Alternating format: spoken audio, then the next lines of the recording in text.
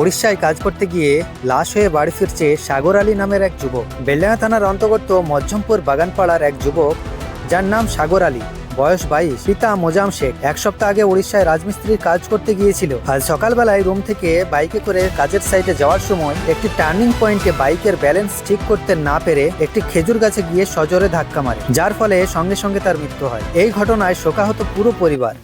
যে মারা গেল ওইটা আপনার কে হয়? আমার বড় ছেলে। কি সংবাদ বাড়িতে এসে পৌঁছালো? আপনার সকাল 7টা 7:30 অবধি ওখান থেকে ফোন আসে যে তোমার ছেলে, বড় ছেলে অ্যাক্সিডেন্ট করছে।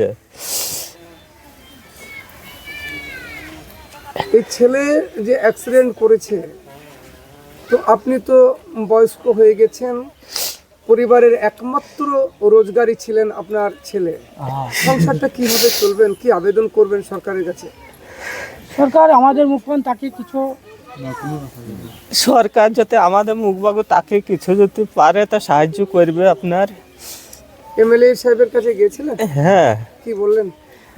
ওর কাছে সার্টিফিকেট আনতে গেছিলাম সকালে, দিয়ে ওখান থেকে থানা থেকে যোগাযোগ করে বলছে লাশ এনে দেওয়া হবে, তাই বলছে।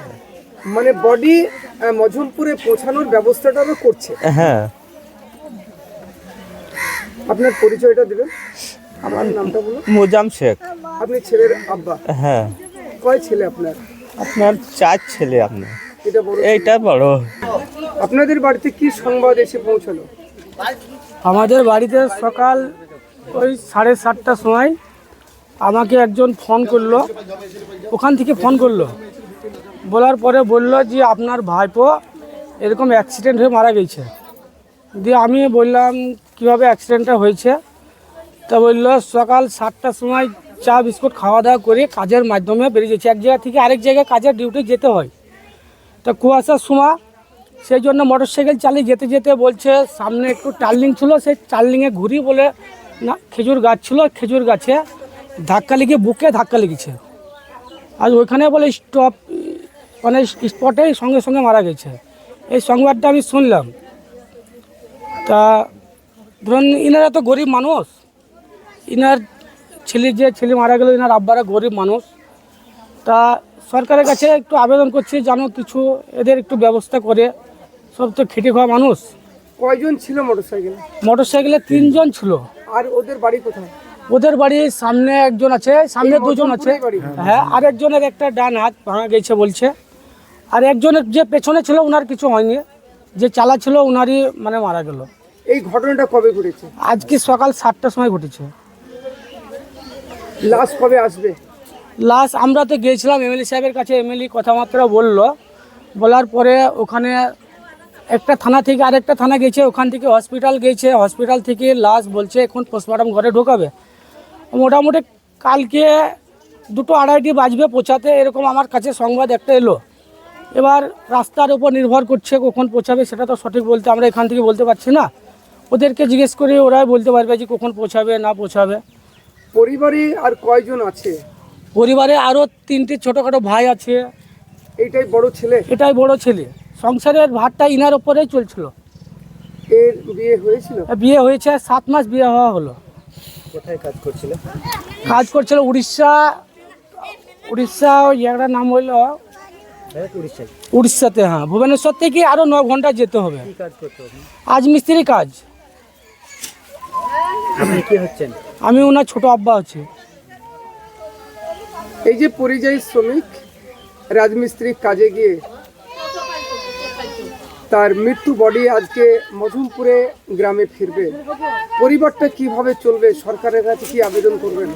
সরকার কিছু আমাদের জন্য ভাবুক, এটাই বলবো। কিছু সাহায্য সরকার যেটাই পারবে দেবে, সেটাই ধরুন পূরণ করতে হবে। সরকারের কাছে আমরা আবেদন করছি। এরা তো গরিব মানুষ, এদের তো আর কিছু নেই।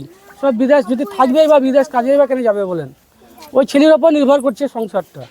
আরও ছোটোখাটো আরও 3টি ভাই আছে, বৃদ্ধা মা আছে, বাবা আছে। আপনার পরিচয়টা দেবেন? আমার নাম মোহাম্মদ মিরাজুল হক, বাবার নাম সাহেব শেখ। যে সন্তান মারা গেল ওনার বাবার নাম মোজাম্মেল হক। আপনার বাড়ি? আমার বাড়ি এই তো, আমার এই বাড়ি। পরিযায়ী শ্রমিক রাজমিস্ত্রি উড়িষ্যায় কাজ করতে গিয়ে আজকে তার বডি গ্রামে ফিরছে, প্রতিবেশী হিসাবে কি বলবেন? দেখেন সকাল 7:30টায় আমি খবর পাই, ওখানে আমার এক শালা থাকে, শালা ফোন করে আমাকে বলল যে সাগর মারা গেছে। হ্যাঁ, তা সাগর মারা গেছে, তা কীভাবে মরল? তা বলছে গাড়িতে 3 জন বাইক নিয়ে আর যেছিল, তারপরে সামনে একটা টার্নিং পড়ে, সেই টার্নিংয়ে ব্যালেন্স নাই ঠিক করতে পেরে তোমার খেজুর গাছে ওরা ঢিপটা মারে।